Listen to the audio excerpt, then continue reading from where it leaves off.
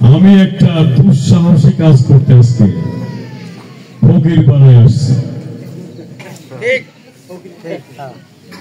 দুঃসাহসী কাজ আসছি ফকির পাড়ায়। কেন আসছি? ফকির তাড়ানোর জন্য।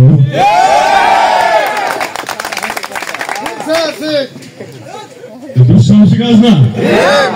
আমরা চাই দারিদ্র মুক্ত ধনবাড়ি মধুপুর। তার পূর্ব শর্তই হইল ফকির মধুপুর থেকে ধনবাড়ি থেকে তাড়াইতে হবে, ঠিক কিনা? কিন্তু আপনাদের গ্রামের নাম ফকির পাড়া, এই জন্যে একটু সমস্যা। এই জন্যই বললাম যে একটা দুঃসাহসী কাজ করতে আসছে।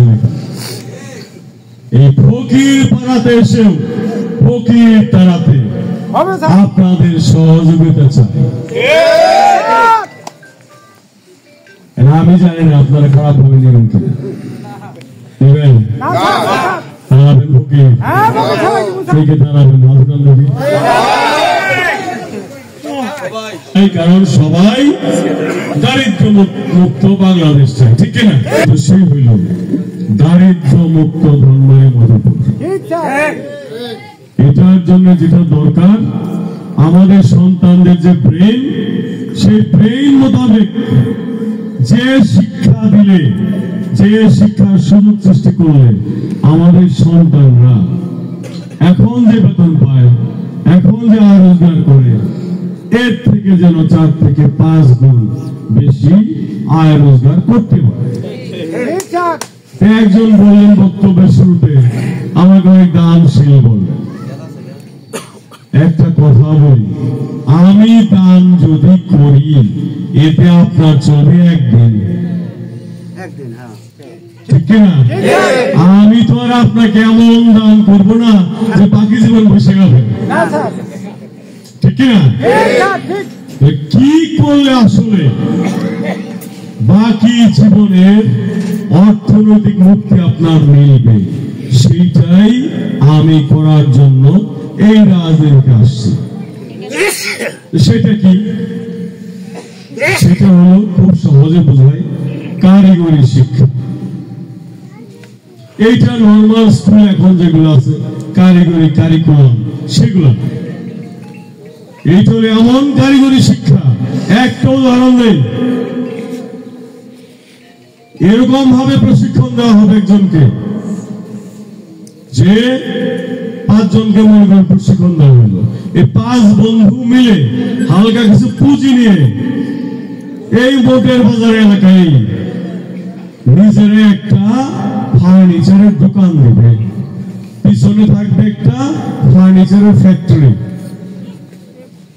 অনেক আছে না এখন শুধু কাঠ চিরাই করে বেচে, শুধু কাঠ জঙ্গল থেকে নিয়ে বিক্রি করে বা কিনে নিয়ে বিক্রি করে, এইটুকু করে শেষ। আমি সেই শিক্ষা চাচ্ছি না। আমি চাচ্ছি ওই 5টা যুবক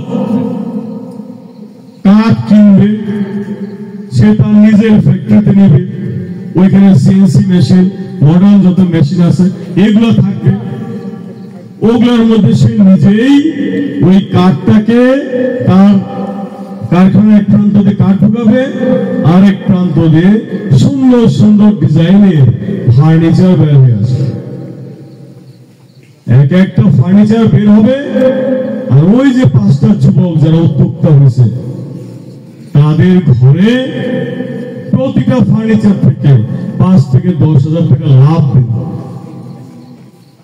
তাহলে 5টা যুবক যদি কাজ করে মাসে যদি 5 লাখ টাকা লাভ হয়, প্রতিটা যুবক 1 লক্ষ টাকা আয় করবে না?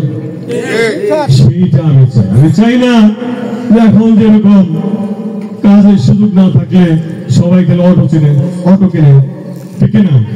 অথবা দেশের বাইরে চলে যায়, ওখানে গিয়ে ধোয়া পেটলা কাজ করে, বেতন পায় 50,000, খরচ করে 30,000, দেশে পাঠায় 20,000, কিন্তু লোন করে গেছে 5 লাখ। অবস্থার পরিবর্তন কি সহজে আসে? আসে না। অসুখ বিসুখ আছে মানুষের, একটা অসুখ বিসুখ হইলেই সবাই দিশে আরাম। এখন কি করি? সর্বশেষ সম্বল বিক্রির জন্য উঠাই।